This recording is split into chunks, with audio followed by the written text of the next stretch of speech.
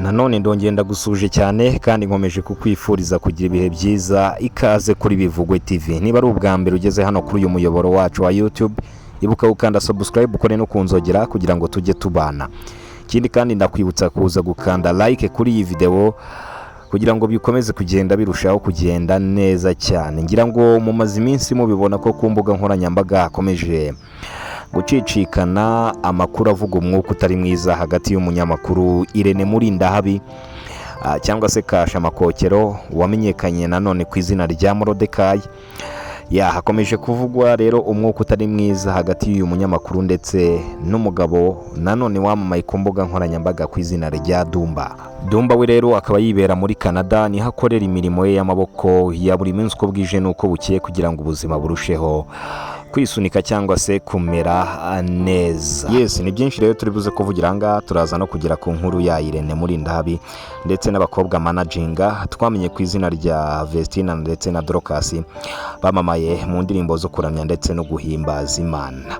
Gusa ariko nanone mbere yuko twinjira mu byacu byatuzanye umunsi, mbere yuko twinjira mu makuru yacu, ndabanza nkwibarize, hari bamwe babona Irene Murindahabi nk'umuntu mubi cyane ariko abandi bakamubona nk'umuntu mwiza ufasha abantu cyangwa se ukunda kuzamura impano zitandukanye. Mbese wowe ni uruhe ruhande waba ubonaho Irene Murindahabi? Uradusubiza bitewe n'uko ubyumva ntacyo bitwaye.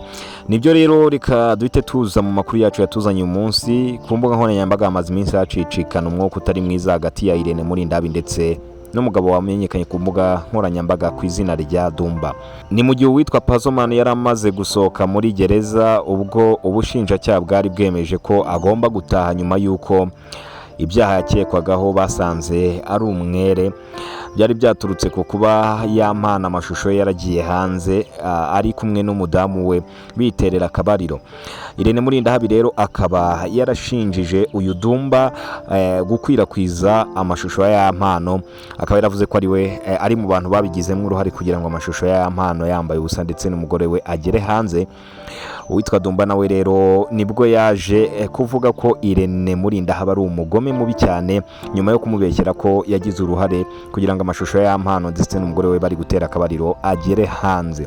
Yavugiye byinshi rero, atangira kuvuga ko yagize uruhare cyane kugira ngo Irene abashe kuba uwari w'aka kanya, ndetse anavuga ko hari video imwe bakoranye ubwo yari ari muri Canada maze imwinjiriza amafaranga atari munsi y'amadolari 500 y'amafaranga y'amanyamerika cyangwa se y'amadolari. Mu gihe twakira mu manyarwanda tugasanga ahwanye n'amafaranga y'u Rwanda 800 kuri video imwe yonyine bakoranye. Cyababaje rero Dumba no kuba uyu munyamakuru yaravuze nabi uyu mugabo, ni mu gihe we yabibonye mu ishusho yo gushaka gusenya izina rye. Irene Murindahabi twamumenye cyane ubwo yari akimara kuzamura uwitwa Vestina na Dorcas bakimara kuba ibyamamare mu ndirimbo zo kuramya no guhimbaza Imana. Nibwo benshi twatangiye guhita tumenya Irene Murindahabi, dore ko yewe benshi tutari tumuzi. Dumba akimara kubona ibyo yahise anatangaza ko mu rugendo rwajyanye Vestina ndetse na Dorcas muri Canada ubwo bari baherekejwe n'ushinzwe kurebera inyungu zabo mu muziki Irene Murindahabi,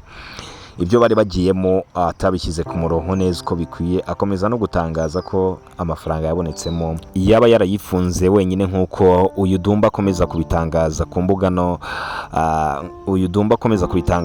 ku mbuga ze zitandukanye, yaba kuri Instagram ndetse na TikTok, yewe no mu biganiro akomeje kugenda akorera hirya hino. Ikindi kandi nuko bakomeje gutangaza ko byakomeje kugenda bivugwa ko ubwo bari muri Canada Irene yaba yarakoze amabi agakora ibidakorwa nk'uko mwakomeje kugenda mubibona hirya no hino.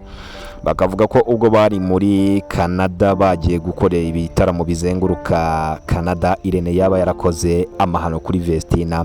Ibi rero akaba ari ibintu ntapfa guhita mvugira kuri mikro zacu. Ni mu gihe rero uwitwa Dumba we yamaze kubabara cyane bitewe n'uko yari afitanye umubano udasanzwe hagati ye ndetse n'uyu munyamakuru Irene, anavuga ko mu by'ukuri yaba yamufashije kubona amafaranga menshi mu kiganiro baba barakoranye. Anavuga ko atari kimwe cyonyine ahubwo hari n'ibindi biganiro byinshi baba barakoranye. Murindahabi Irene akimara gutangaza ko Dumba yaba yaragize uruhare rukomeye cyane mu gusakaza amashusho ya mpano ari gutera akabariro ndetse n'umugore we, uwitwa Dumba yahise agira uburakari bwinshi maze akora live kuri TikTok, abari naho avugira ibintu byinshi ndetse n'abanyarwanda batari bazi. Dumba ubwo yari akimara kubishyira hanze byagenze byose Irene Murindahabi yahise agenda amusaba imbabazi kuri The Choice Live ndetse azimusaba yivuye inyuma, ariko witwa Dumba we akomeza gutangaza ko nubwo Irene yamusabye imbabazi yazisabye aciye ku ruhande byinshi atazimusabye neza nk'uko we yabyifuzaga. Ngayo nguko rero iby'imihanda bikomeje kugorana hagati ya Irene ndetse na Dumba, umwuka uri hagati yabo ntago ari mwiza mu by'ukuri nk'uko dukomeza kugenda tubibona.